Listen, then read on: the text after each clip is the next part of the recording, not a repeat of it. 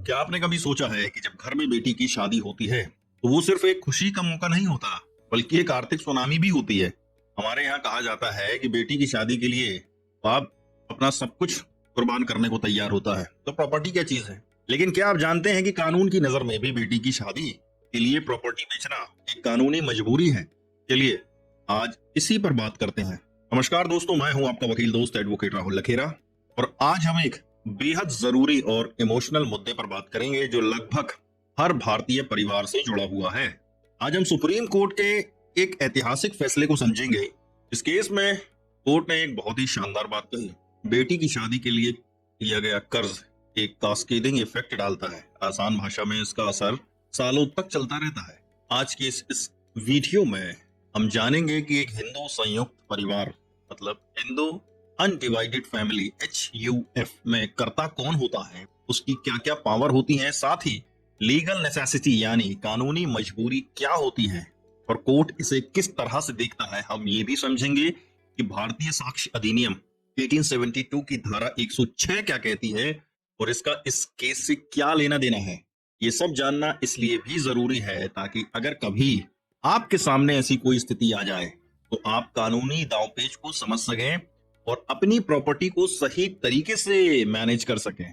और हाँ, अगर ये जानकारी आपको पसंद आए तो वीडियो को लाइक और शेयर जरूर कीजिएगा और चैनल को सब्सक्राइब करके बेल आइकन दबाना मत भूलिएगा। देखो, बेल आइकन दबा दोगे तो वीडियो आप तक सबसे पहले पहुंचेगा और आप सबसे पहले ज्ञानी बन जाओगे। तो कहानी शुरू होती है एक पिता और उसके 4 बेटों से। ये एक हिंदू संयुक्त परिवार HUF था और पिता उस परिवार के कर्ता थे। कर्ता का मतलब होता है घर का मुखिया, जिसके पास परिवार की प्रॉपर्टी को मैनेज करने की पावर होती है। इस परिवार में एक बेटी भी थी जिसकी शादी हो चुकी थी। कहते हैं ना, बेटी की शादी हो जाए तो बाप का फर्ज पूरा हो जाता है। इस पिता ने भी अपनी बेटी की शादी पूरे मान सम्मान के साथ की, लेकिन इस शादी में ढेर सारा कर्ज हो गया। इस कर्ज को चुकाने और शादी में हुए खर्चों की भरपाई करने के लिए पिता ने परिवार की पुश्तैनी जमीन भी बेच दी।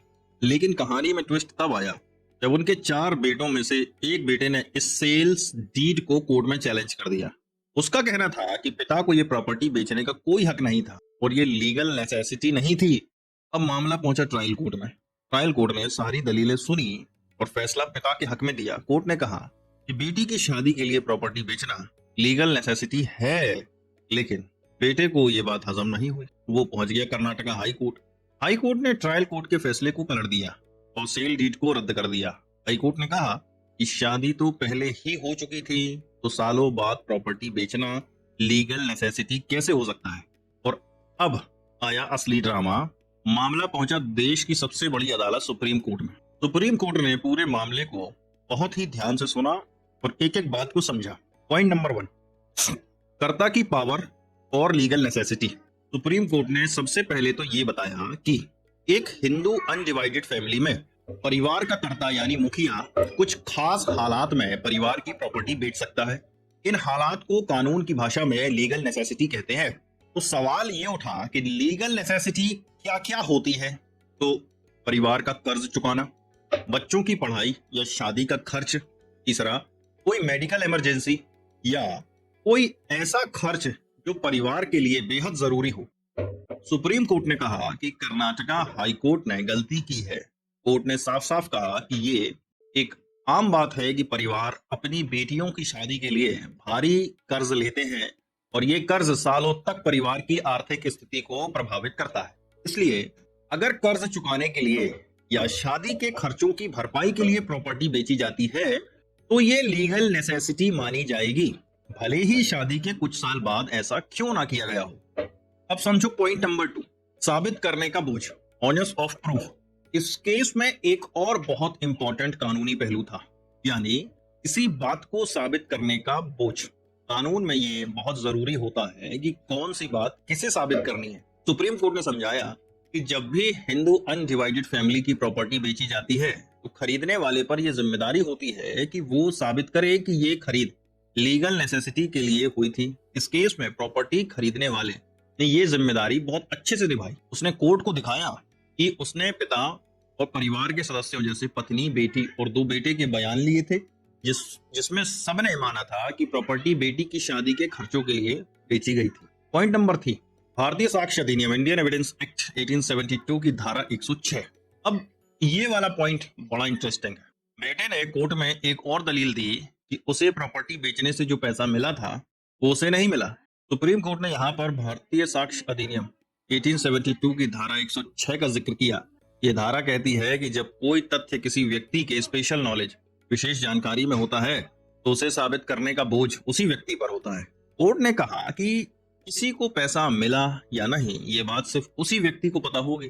खरीदने वाले को क्या पता कि पैसा किसे मिला और किसे नहीं, इसलिए ये साबित करने की जिम्मेदारी बेटे की थी कि उसे पैसा नहीं मिला और वो ये साबित नहीं कर पाया। कोर्ट ने इस बात पर एक ताना मारा, खरीदने वाले पर यह बोझ नहीं डाला जा सकता कि वो उन तथ्यों को साबित करे जो बेचने वाले परिवार के स्पेशल नॉलेज में है। इसे ही कहते हैं रिवर्स बर्डन, यानी उल्टा बोझ। इसलिए सुप्रीम कोर्ट ने कर्नाटका हाई कोर्ट के फैसले को रद्द कर दिया और ट्रायल कोर्ट के फैसले को सही माना। सुप्रीम कोर्ट ने कहा कि जब परिवार ने खुद ही सहमति दी थी और बेचने का कारण भी सही था तो बेटे की अपील को स्वीकार नहीं किया जा सकता। तो दोस्तों, सुप्रीम कोर्ट ने साफ कर दिया कि बेटी की शादी के खर्चे, चाहे वो शादी के समय हो या उसके बाद, हिंदू अनडिवाइडेड फैमिली की प्रॉपर्टी बेचने के लिए एक लीगल नेसेसिटी होते हैं। अगर घर का कर्ता इस वजह से प्रॉपर्टी बेचता है तो कानून उसे गलत नहीं ठहराएगा। दूसरा, कानूनी मामलों में हर बात को साबित करना पड़ता है। इस केस में खरीदने वाले ने अपनी जिम्मेदारी को सही तरीके से निभाया और सबूत पेश किए। वहीं बेटे ने जिस बात पर केस किया कि उसे पैसा नहीं मिला, उसे साबित करने की जिम्मेदारी उसी की थी और जो वो साबित नहीं कर पाया। ये जजमेंट उन लोगों के लिए एक सबक है जो सिर्फ पैसे के लालच में आकर अपने ही परिवार के खिलाफ कोर्ट में केस कर देते हैं। हर छोटी बात के लिए कोर्ट जाने से पहले कानूनी बारीकियों को समझना बहुत जरूरी है और ऐसी हरामखोर औलाद से भी जल्द से जल्द दूरी बनाना बेहद जरूरी है। इस केस में सुप्रीम कोर्ट ने पिता और उनकी लीगल नेसेसिटी के पक्ष में फैसला दिया। ये फैसला दिखाता है कि जब कोई भी काम परिवार के भले के लिए किया जाता है और उसके पीछे कोई गलत इरादा नहीं होता तो कोर्ट भी मानवीय भावनाओं को समझता है। तो दोस्तों, अगली बार जब कोई कहे कि बिटिया की शादी में तो बहुत पैसा खर्च होता है तो आप कह सकते हैं कि हाँ, इतना कि सुप्रीम कोर्ट ने भी इसे लीगल नेसेसिटी माना है। तो दोस्तों, उम्मीद है आपको Hindu law, Hindu undivided family और लीगल नेसेसिटी के बारे में बहुत कुछ सीखने को मिला होगा। हमने देखा कि कैसे सुप्रीम कोर्ट ने एक आम पारिवारिक समस्या कानून की नजर से देखा और एक ऐसा फैसला दिया जो समाज में भी सही लगता है।